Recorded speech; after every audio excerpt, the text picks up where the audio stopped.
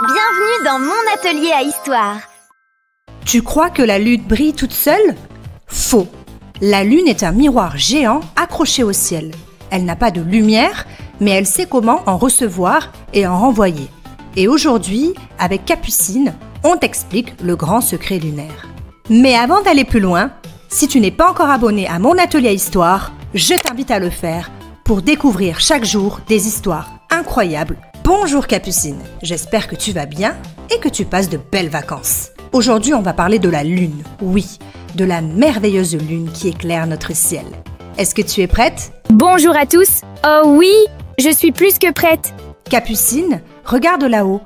T'as vu la lune ce soir? On dirait une grosse ampoule ronde. Tu crois qu'elle s'est allumée toute seule? Pas du tout. La lune, elle ne s'allume pas. Elle réfléchit quelque chose d'encore plus puissant. Quoi? Des lasers intergalactiques? Des rayons de licorne?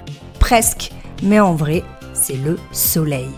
La lune, c'est comme un miroir de salle de bain géant suspendu dans le ciel.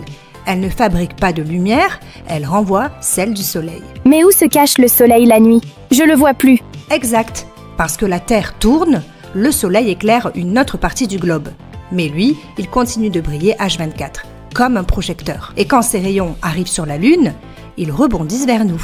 Donc c'est pour ça que parfois la lune est très lumineuse? Oui, surtout quand elle est bien en face du soleil. Là, elle renvoie un max de lumière. Et quand elle est mal placée, on n'en voit qu'un bout, ou rien du tout. Un peu comme quand tu fais rebondir une balle de tennis sur le mur. Si t'es bien placé, tu la reçois en plein dans la tête. Exactement, bravo.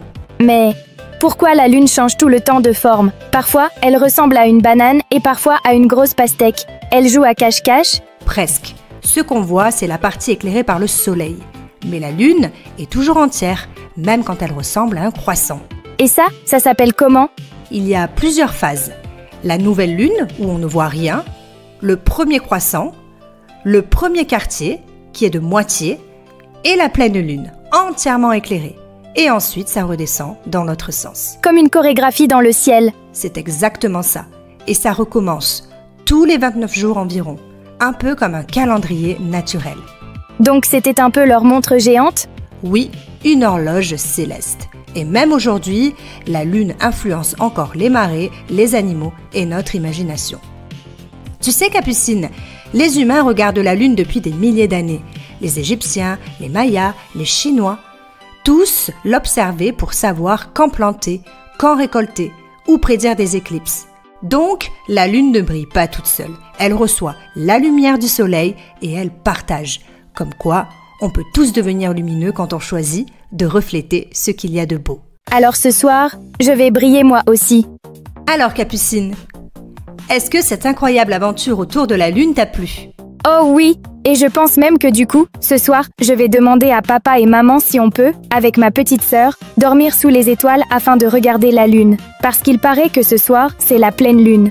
Si tu veux découvrir de nouvelles choses sur notre monde, sur d'autres époques, pays ou cultures, abonne-toi à notre chaîne, nous nous faisons une joie de t'instruire chaque semaine.